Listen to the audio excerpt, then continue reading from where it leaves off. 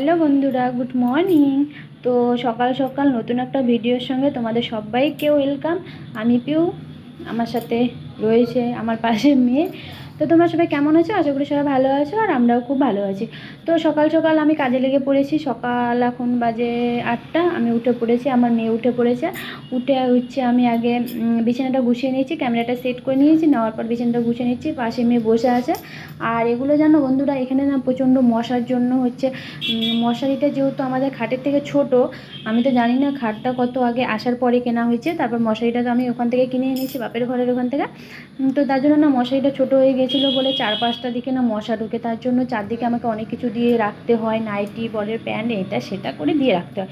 তারপর মশা ঢুকেনি। যখন মায়েরা ছিল কি মশা ঢুকছিল, মশা ঘুমানোই যায়নি, মেয়েকে তো কামড়াচ্ছিল। আর ওকে কামড়ালে ও তো বুঝতে পারেনি, আমাদেরকে কামড়ালে আমরা বুঝতে পারি। তার জন্য চারদিকে আমাকে এরকম করে দিতে হয়, আর প্রতিদিন এগুলো গুছিয়ে রাখতে হয়। তো আমি সব কিছু গুছিয়ে রাখছি, আর বলছি যে আমি ক্লান্ত হয়ে যাচ্ছি, আর ভালো লাগেনি করতে, প্রতিদিন সকালবেলা ঘুমানো, আবার উঠে সব কিছু গোছানো এগুলো। আর মেয়ে যেহেতু বালিশ আমি আনিনি, আমার শ্বশুরবাড়িতে মেয়ের বালিশ আছে, তো আমি এখন কী দিব, তার জন্য মেয়ের 3-4টা কাঁথা একবারে সুন্দর করে বালিশ উঁচু করে মেয়েকে ওইটা মেয়ের মাথাটাই দিয়ে দেই, যেন মেয়ে একটু আরাম করে শুতে পারে। এখন তো একটু বড় হয়েছে না, উঁচু উঁচু দেই, কারণ আগে একটু পাতলা করে দিতাম, তার জন্য।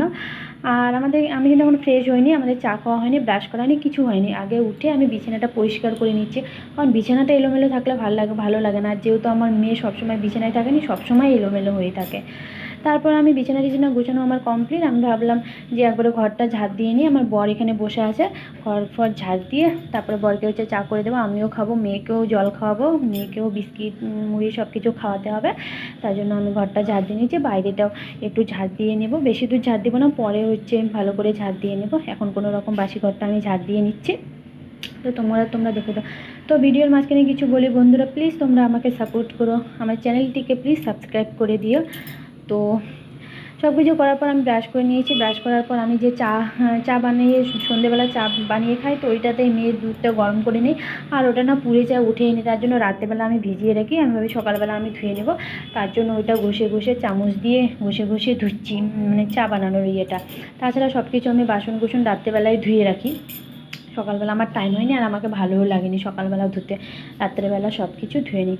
এটাতে চা বানাবো বলে এটা আমি ধুয়ে নিচ্ছি। আর ওরা বাপ আর মেয়ে বিছানাটায় আরাম করে পাখার হাওয়ায় শুয়ে আছে, আর আমি চাটা বানিয়ে নেব।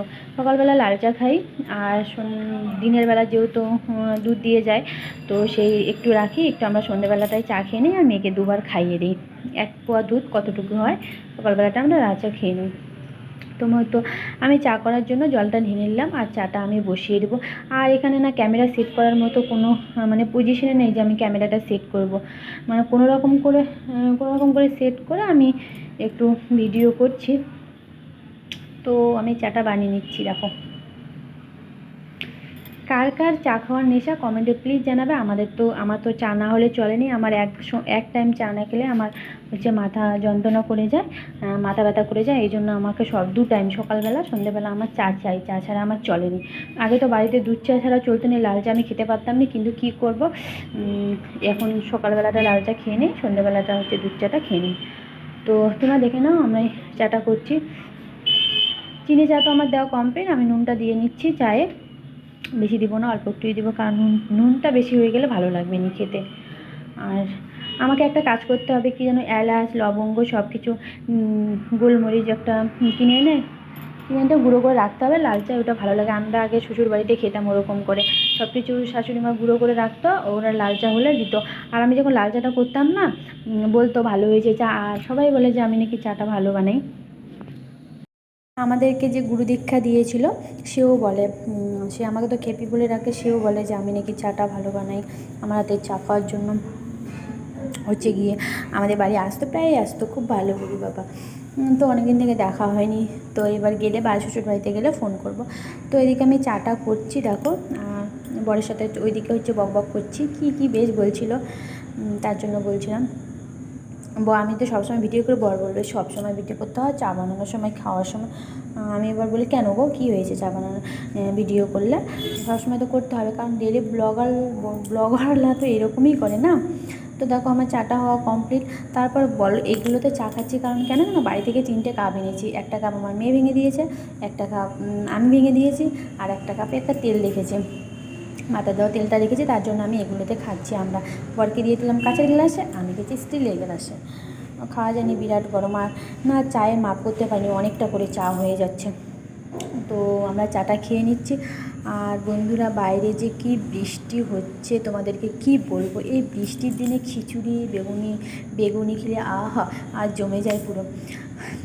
আর আমার বর তো বৃষ্টি হলেই খিচুড়ি, আমার বর বলছে খিচুড়ি বানাবা, আর খিচুড়ি খাবো। আর আমি এদিকে দেখো চাটা খাচ্ছি, খেতে পারছি না, গরম। আমার বরের কিন্তু খাওয়া কমপ্লিট, কিন্তু আমার এখনও খাওয়া হয়নি।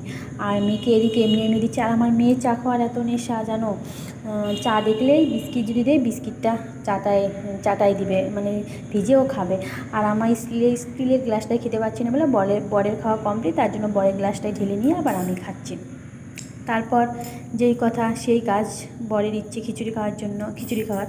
তো আমি খিচুড়িটা দেখো বসিয়ে দিয়েছি, বেশি কিছু করিনি, খিচুড়ি, পটল ভাজা, আলু ভাজা একসঙ্গে করেছি, আর শশা ছিল, এগুলো দিয়েই খেয়ে নিয়েছি, বেশি কিছু করিনি, করার সময়ও পাইনি। মেয়ে এরকম করছে আর কি করব, বর একটু ঘুমাচ্ছিল আর মেয়ে এমন জ্বালাচ্ছে, কিছু করতেই পারেনি।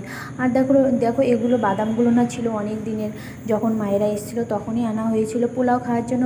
পোলাও করেছি, এতটা তো লাগেনি, ছিল নষ্ট হয়ে যাবে বলে আমি আবার খিচুড়িতে দেওয়ার জন্য ভেজে ছোকরাটা ফেলে দিয়ে ঝেড়ে তারপর বাদামটা দিয়েছি, আর কিছুটা রেখে দিয়েছি, এতটা তো আমার প্রয়োজন নেই। আর তারপর হচ্ছে সব কিছু করে মেয়েকে খাইয়ে, মেয়েকে ঘুম পাড়িয়ে দিয়ে বরকে বললাম চল আমরা খেয়ে নিই, কারণ মেয়ে হচ্ছে ঘুমাচ্ছে, নইলে আবার তখন আবার ডিস্টার্ব করবে, থাকবেই না, এরকম করবে। তো বরের জন্য আর আমার জন্য আমি খিচুড়িটা বেড়ে নিচ্ছি। বর তো আমার এতটুকু খায়। আর শুকনো লঙ্কাও দিয়েছি, কারণ আমার ফেভারিট শুকনো লঙ্কা দিয়ে মেখে খেয়ে নেব। যেন সয়াবিন আলু দিতে চেয়েছি, সয়াবিন দিতে এতটুকুনও মনে ছিল না, ভেবেছিলাম মেয়ে খাবে, আর এই জন্য সয়াবিন দিইনি। মেয়েকেও খিচুড়ি খাইয়ে দিয়েছি, মেয়ে তো এখন আজকে কেন বা খেতেই চায়নি, তবু জোর করে খাইয়েছি। আর বেড়ে নিলাম বরের জন্য, আমার জন্য। আর এটা মুছে আমি এটাতে হচ্ছে ভাজাগুলো নিয়ে নেব খাওয়ার জন্য। ভাজাটা ভেজে কড়াইতে রেখে দিয়েছিলাম, আর তারপর আমি ভাজাটা নিয়ে নিচ্ছি। দেখো নিয়ে তারপর আমি শশা সেদিন বাজার করে এনেছিলো, দেখিয়েছিলাম তোমাদেরকে, সেদিনেরই ছিল, সেটা আমি শুকিয়ে যাবে বলে আমি খেয়ে নিই, তাই শশাটা আমি হচ্ছে ছুলে শশাটা দিয়ে খিচুড়িটা খাচ্ছি। আর এই সব কিছু করতে করতে ভাবছিলাম পাখায় খিচুড়িটা ঠান্ডা করতে দেবো, কারণ যেহেতু গরম আছে, তাই শশা কাটতে খিচুড়ি বাড়তে দেখতে পাবে কি ঘটনাটা হয়ে গেল। জাস্ট ইমাজিন করো তোমরা কী হয়ে যাচ্ছে, ঠিক আছে? দেখতে থাকো। শশাটা আমি ছুলে নিচ্ছি, দেখতে পাচ্ছ কী হলো, মানে কারেন্ট চলে গেলো বস।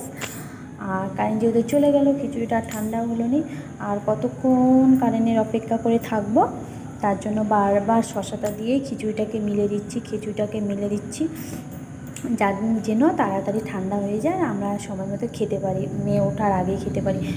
তার হলো কোথায়, অপেক্ষা করতে করতে খেতে বসে গেছি, তারপর কতক্ষণ পরে এখন তো রাত হয়ে গেছে, আমাদের সন্ধ্যাবেলা চা খাওয়া হয়ে গেছে, আর এখন বসে আছি। কিছু কাজ ছিল সেগুলো করে নিলাম, কারণ কালকে হচ্ছে সোমবার তো আমি নিরামিষ খাই, সেটা সবাই জানো প্রায় কম বেশি। আর তার জন্য আজকে সব কাজগুলো করে রাখলাম, গ্যাস মুছে সব কিছু করে রেখেছে। যেটা দুপুরবেলা একবার রান্না করেছি, খিচুড়িও বানিয়েছি, আর ওই খিচুড়িটা আলাদা করে রেখে দিয়েছি। সব কিছু গোছগাছ করে নেওয়া আমার কমপ্লিট, ঠিক আছে? সেজন্য একটু বসতে পারি, টাইম কাটাতে পারি। রাত্রেবেলা না খাওয়া দাওয়ার পরগুলো করতে ভালো লাগে না, সকালবেলা আমি হচ্ছে সময় পাইনি, আমাকে 6টার সময় উঠে রান্নাবান্না করতে হয়, আর আমি আমাকে করতেও দেয়নি, তার জন্য আমি আগের দিনে সব কিছু করে রাখি। তো বড় হচ্ছে মেয়েকে নিয়ে একটু বাজারে গেল, কিছু কেনাকাটা বাকি আছে, সেগুলো কিনতে গেল, সংসারে কিছু কেনাকাটা বাকি আছে, তো সেগুলো কিনতে গেলো। আর আমি বসে আছি ভিডিওটা এডিট করছি। তো বন্ধুরা আমি হয়তো পরে যদি ভিডিও করতে পারবো না, হয়তো মনে থাকবেনি সাধারণত বেশি ভিডিও করার সময়, আর স্পেশাল মুহূর্তগুলো যখনই আসে না, তখন আমার ভিডিও করতে মনে থাকবে, আমি ভুলে যাই। তো যাই হোক, আমি ভিডিওটা এখানে শেষ করি। তোমার সবাই ভালো থেকে সুস্থ থেকো, কালকে একটা নতুন ভিডিওর সঙ্গে দেখা হবে। বাই। তো আমার চ্যানেলকে প্লিজ সাবস্ক্রাইব করে দিয়ে আমার পাশে থেকো। আর ভিডিওগুলো তোমাদের কেমন লাগে তোমরা কমেন্টে অবশ্যই জানাবে, বন্ধুদের সঙ্গে প্লিজ শেয়ার করে দিও। বাই বন্ধুরা।